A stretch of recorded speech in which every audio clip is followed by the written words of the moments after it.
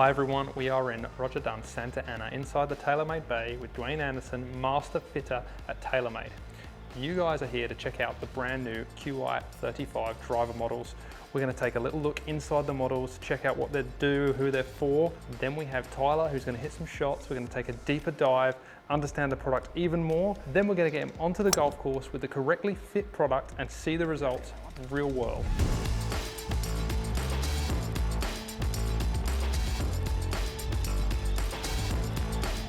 Dwayne, take us away. We've got an elevator pitch on each model. Let's start with the LS.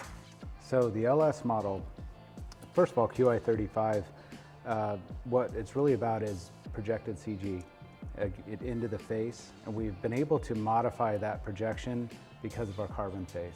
That saves us tons of weight to be able to move the center of gravity. What happens is when you chase forgiveness, the CG goes up. MOI, high MOI, CG goes up. So then you push weight forward and CG goes down, but now MOI goes down. So it's always this kind of push and pull battle. What we've been able to do this year with Q35 is manage both. And that's a really exciting feature of Qi35. So the LS model specifically is to get that weight a little more forward, lower spin. Yes. And you've still got some levers there we'll dive into in the fitting. Yes. Moving up the range, we get into the core model. This is our bread and butter core model for everyday player. It's going to give you a big MOI number, still preserve speed. Compared to the LS, obviously LS is low spin, so we're going to add some spin. We're also going to add a little bit of left tendency compared to the LS, so that's one big difference there. And then we jump up another level of MOI and forgiveness and size. Absolutely. Now we go to our max head, the 10,000 MOI. We push the weight all the way back, spread it out to the perimeter, gives us a huge hitting area to preserve speed. Yep, awesome. And one last piece, and this model isn't kind of in line with the others in terms of more or less, but it's light. So the last one is Max Lite. And this one is really about lightweight. We drop the weight in the head a little bit from the Max, but we also give a light shaft and a light grip. So we're really just trying to give that player as much speed as they can into the golf ball. Well, thanks for taking that quick look at all of the models. It's now time to take a little bit of a deeper dive into these and have someone, Tyler, lucky enough to hit some balls for us and look at the models and see what they actually do with data different from one another. We've actually had Tyler hit a few shots here, and we can talk a little bit about that dispersion pattern and then link it to some of these models, and then we'll get him to try them. Love it. So what happened with his existing driver? A couple things. His dispersion, the biggest thing was he had a two-way miss. Yep. He tends to hit this little fade. He hit 3 out there, then he hit 1 in the middle, and then he had 1 wicked left miss. And so the left miss was the problematic shot. So if we can help and get rid of that one, that's a win. And then if we can then get him into the right head and dial things in, get it flying correctly, we'll get some distance also. So right now he's using the Qi10. He's got a 9-degree core model, and his golf shaft is the one that he's played for a while. Behind the scenes, we've done a bit of work with him using some cool TaylorMade technology to dial the golf shaft in. Yes. So we've jumped ahead of there. Okay, Dwayne, now he's got the Qi35 in the core model in the same loft. What would we expect to see different from his existing? I would expect higher MOI and a little lower spin rate. Okay. Was another thing. We've brought that center of gravity lower to drop that spin rate.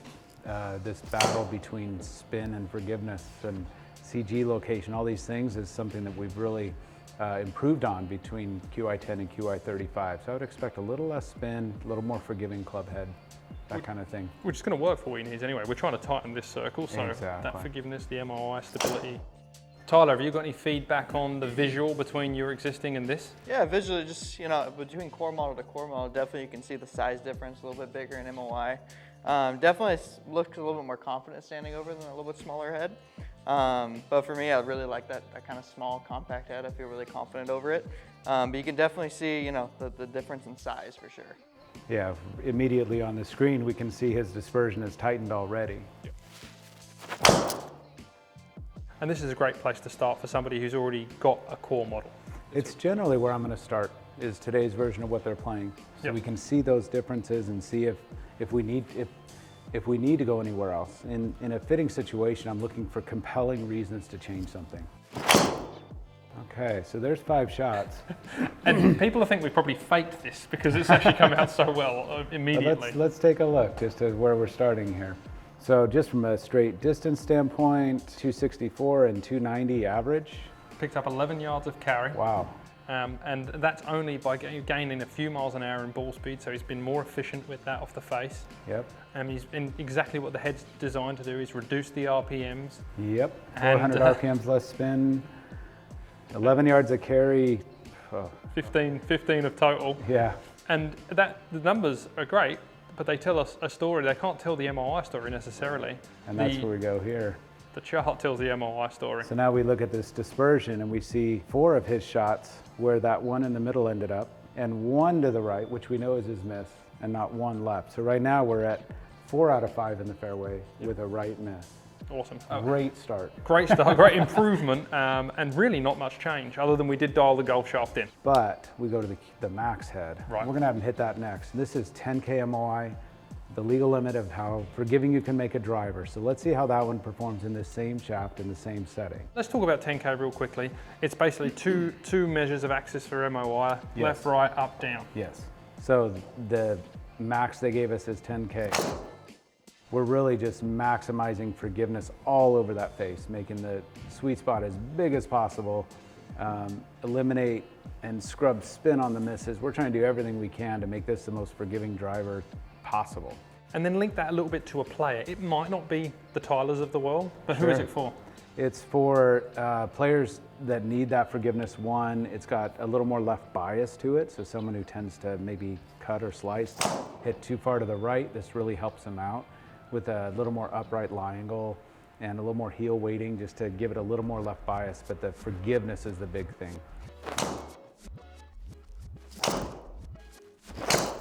Okay, well, let's take a look at the differences here. We can see right away our launch angle went up 1 degree, 1.1 degrees. Our spin rate went up 400 RPMs, which these are things I would expect to happen with that high MOI, the real back CG. Launch is going to go up, spin is going to go up. So for a player like Tyler, not just the visual is definitely a consideration for players. We have to listen to our players when we're fitting. So because of those reasons, I would probably, okay, that's enough. We experienced it. Now let's move on to the next head, the LS. Yeah, and this is definitely more suited to what he likes to see with that flatter lie angle, forward CG, and all the levers that you can pull on this. Much more traditional shape at address, all these things. Yeah, all right, let's snap it together and give it a go.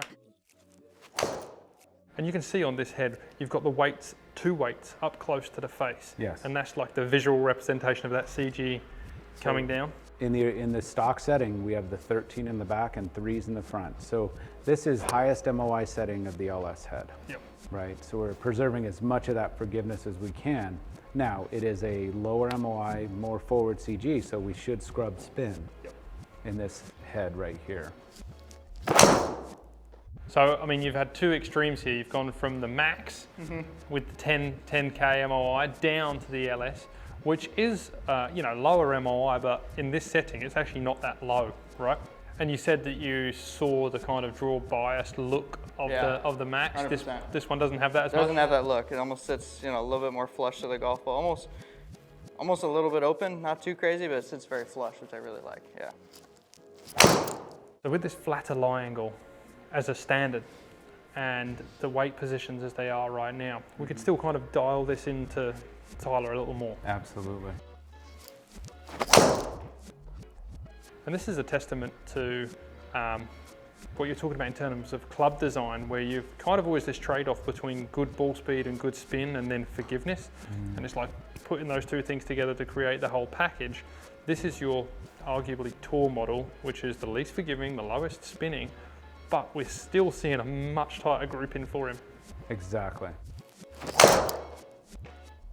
Here we go. Let's take a look here. So we preserve the speed. Yeah, I was just comparing it to the core here. Yep. Where we were at. Even compared to the core, we see about 300 RPMs more spin, which is what I would expect to see.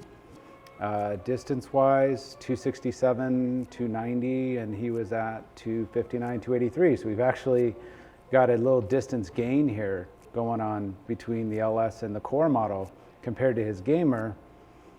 Boy, 253, 275, and we are at, 14 yards of carry and 15 yards when we're done. So we've pretty much distance-wise beat that gamer by 15 yards. Let's take a look at dispersion here.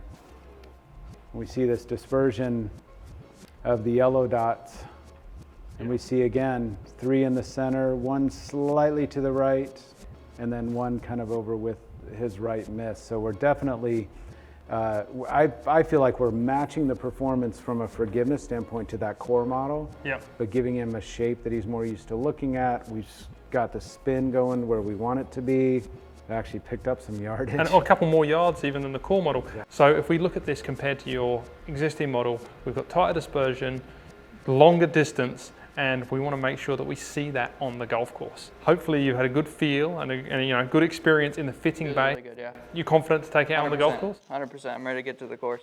Well, let's get out there and see these results. Okay, Tyler, this is a really nice segment where we get to take you on the golf course, get you out of that fitting bay, get all the pressures off. And this is actually a golf course you know, black gold. Yeah. Come out here and play a lot. This is the second hole.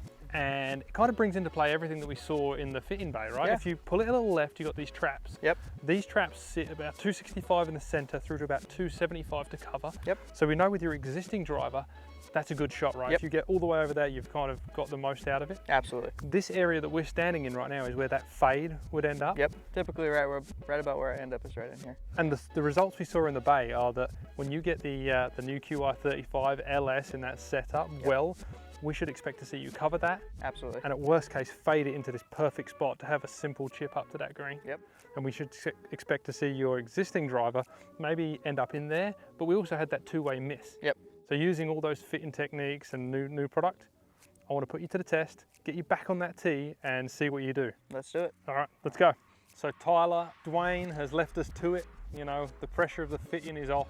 It's now real world golf course. You're on the tee box. We've got your existing driver, the core model in the Qi10, and you know this hole. Yep. So your goal is to take on that bunker. Yep. And let's see what you do. Perfect. I've got foresight here for some numbers, so I'll call them out as we see them. Okay, this is the one you talked about almost perfectly in the hitting bay. Yeah, right in that bunker. It did. We basically saw it land out at 272. Yep. So that's like not quite enough to cover the bunker. The pull was a little more than you like seeing, right? So it stayed on that line, didn't flare out to the right and fade into that perfect spot. Yeah. Think that's a fair test with your driver? Absolutely, I think so. That's typically where the best is, yep. Dwayne was all about fair swing, so I want to give it to you. Perfect. So this is your Qi35, the LS in the 9 degree. We got the LS to neutralize that spin. We've got the upright setting to help with that shot shape. Yep. And the weight configuration is perfect for what you did in the bay there. Perfect. Sounded like you got a little more on that. Oh, okay. So you flew the trap entirely. That actually might be on the green. That was smoked. Okay, let's check out some data real quick. So we picked up that ball speed. I don't know if you remember from the fitting bay, your existing driver was at 152. This was at 162 ball speed. So you really did ramp that up. I mean, you may have mishit your own a little. It wasn't a 10-mile-an-hour jump, but it's certainly a jump. Yeah. We got 15 degrees of launch and 2,200 RPMs of spin, and you carried it 288. So we put that head to head with your last driver at 272, 16 yards through the air, and that's why we just saw it fly that bunker. That felt a lot better. Tell us what that does for your game and confidence on the golf course. It's a lot more confident just being able to look at this hole and know that I don't have to always bail out to that right side, that I have the, the distance and the speed now to just take that pin directly on and possibly get myself an eagle putt now. I actually can't wait to get up there and see if you have got the eagle putt. Absolutely. Let's get there. Let's go take a look. So Tyler, this is where the first ball with your gamer ended up. Yep. This is a normal experience for you? Absolutely. Okay. Normal experience right here. It wasn't a bad shot, right? Not at all. You took on the challenge. This is a short par 4, risk reward. Yep. And with the new Qi35, you got that reward. Yeah, we did. We've actually got a bit of a walk here between where that ball was and where the new one finished up. And you can see that you've covered the bunker on the fly. There was no running through there. It was true ball flight. And we have an awesome shot, a great chance at that eagle. Yeah, we do. On the second hole at Black Gold. Yeah, we do. Yeah. Changes your feeling of how to take on the hole and the golf course? 100%. Yeah, it just gives you a lot more confidence coming from that tee box, being able to kind of take these bunkers out of play and just, have a great look at eagle here now. And that's what club fitting's about, right? Absolutely. It's giving you those distance gains, those got the confidence to hit the shot shape that you want and not have that bad miss. Absolutely. Yeah, this is phenomenal. That's why everyone should get fit for their TaylorMade Qi35 product. To get results like Tyler did, head to a Worldwide Golf store or Cool Clubs, or head to worldwidegolf.com to book your fitting session. Worldwide Golf is home of the 90-day, 100% satisfaction guarantee. Get there.